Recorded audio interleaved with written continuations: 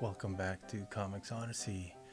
Let's talk about the first Superman story, first actual Superman story. Now, the first appearance of Superman, the character, was in Action Comics #1 in 1938. But many of the elements of what makes up Superman, the character, and Superman, the Superman archetype, didn't really appear until later. All the basic building blocks are there. He has the costume, he has some powers, and he's a champion of the little guy. But most of the early stories, Superman takes on some people that are pretty easy to deal with for a superpowered being, such as, just mobsters, bad drivers, as we've seen in another video. But this, to me, is the first story of all these Golden Age stories where I could really identify this as a story that feels like a Superman story. It's more fantastical. It has a villain that we're super familiar with. So let's take a look at it. This story starts with Clark Kent's editor, Perry White, asking him to cover a story about oil wells throughout the world drying up. Clark Kent dresses as Superman and takes off, but right away he's met with a rocket that's targeted at him, and he holds onto the rocket, which takes him for a ride. And on the rocket we see Lex Luthor's face. Now, Lex Luthor in these early stories has extreme technical and scientific prowess so that he can project his face onto basically any surface.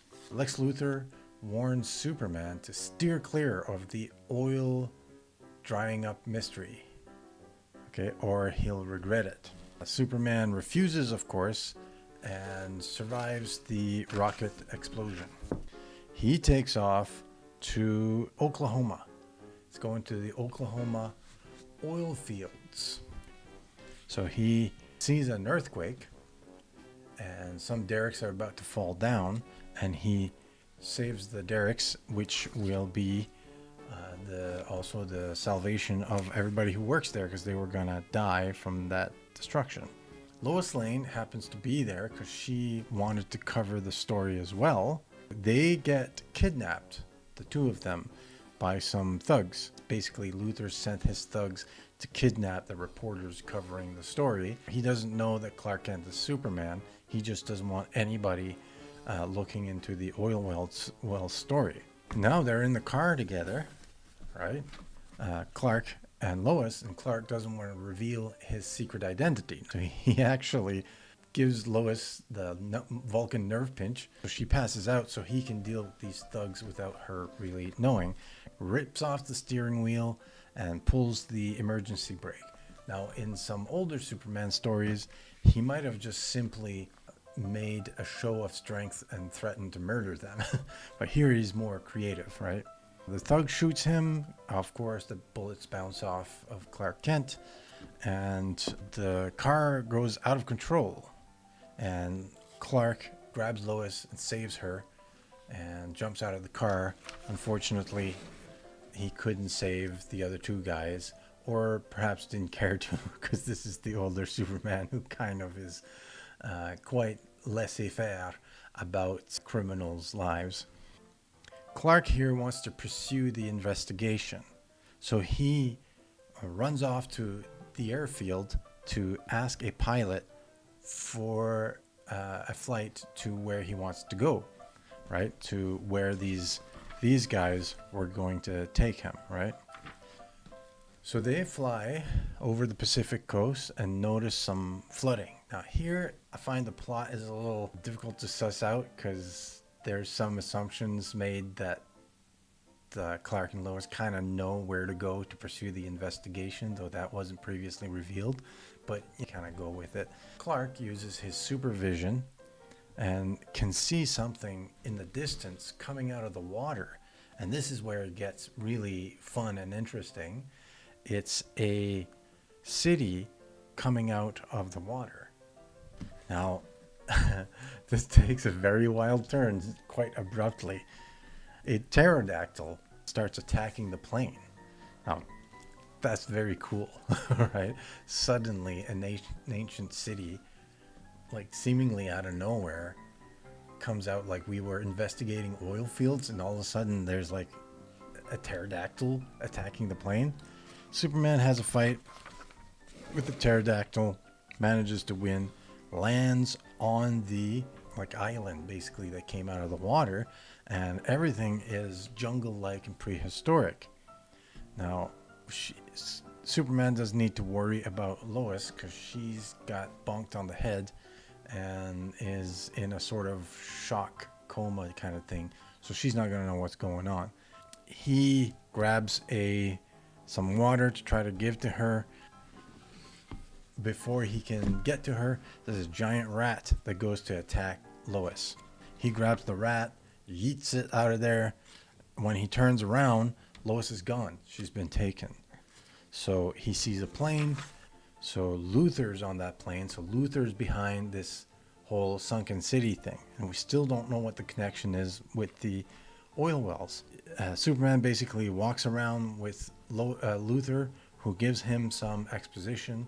And he has kind of no choice but to kind of cooperate with Luthor because he's holding Lois and he doesn't want Lois harmed. Superman actually comments on Luthor's city and makes a compliment. Luthor, of course, is quite flattered, and he says, you'll admit it was a miraculous achievement. Working underwater, I raised a glassolite dome over the city, drained out the water, then raised the city to the surface of the ocean. Then Superman responds, then it was this titanic underwater upheaval that caused the ocean to overflow, and it was you who tapped the oil wells and stole the oil for your evil purposes. Now, rather than kind of doing a sort of like social message here, they put a fantastical villain behind the cause of the problems, which is much more charming and entertaining, I find. Much more believable than Superman declaring war on bad driving, which makes him seem like a psycho. Here he actually seems heroic.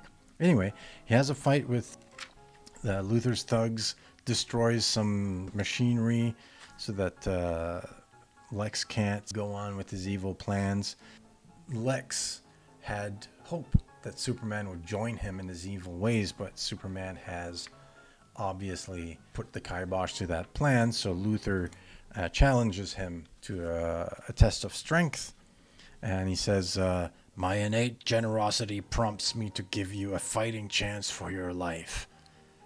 Best the opponent, I shall loose upon you, and you can go free with the girl. He sends a Tyrannosaurus Rex at him, which Superman defeats, but Luthor reneges on his promise and sends his thugs after him. Here, the American military gets involved and drops gas bombs onto the ancient city to presumably mount an attack or to somehow hamper the evil machinations of Luthor. Clark takes Lois out of danger, and we see that Luthor has decided to sink the city again using the glass cover to try to escape. Dinosaurs turn on Luthor and attack him. And as Superman blasts out of the city dome, all the water comes in and he sinks the city again. That really comes off as a fantastical Superman story. Superman comes off heroic. He doesn't, just beat up on people that are essentially helpless in front of him. He uses clever ways to get out of delicate situations, such as in the car where he nerve pinches Lois and pulls off the steering wheel and the handbrake. There's also the fantastical elements. You need to give Superman some unusual situations to deal with because he's so powerful. So they do this big contrivance of the ancient city and everything, where they can send a pterodactyl after him, where he can fight a giant rat and a T-Rex. It makes it interesting. Visually also it's more interesting because you have fantastical elements like a city that comes in and out of the water. It sets up Luther as a very formidable villain with lots of resources and very creative ways of plying his evil crafts. I've been reading this every day since I got it, pretty much. I've found it funny and a little bit shocking to see how brutal and violent and nasty Superman is in these early stories, and how kind of to be honest, a kind of underwhelming villains that he has to deal with, just run-of-the-mill thugs that feels like should be like Batman dealing with, because it's more like of a street level threat. But here the threats are more fantastical and stranger, and Superman really comes across as a hero. He takes care of Lois first before dealing with Luther. Doesn't like needlessly threaten to murder some criminals. So I really enjoyed this. To me, this is the first actual Superman story. Like, comment, and subscribe, of course. And see you in the next one.